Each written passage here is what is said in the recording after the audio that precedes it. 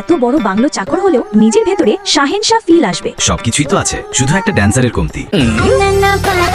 ওয়াহ জিনি, এমনই একজন ডান্সার তো আমার বসের দরকার ছিল। ইয়েস, আমি তো এখন সিলেক্ট হয়েই গেলাম।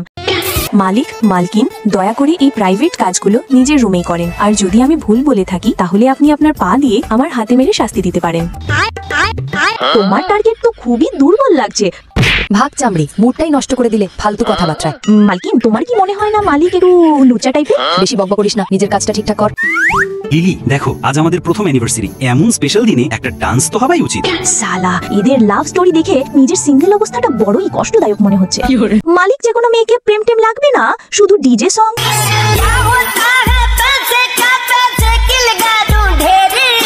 তুমি ভাবলে আমি এতটা নিচু মনের? আমি তোমার সঙ্গে আর এক মুহূর্তও থাকবো না।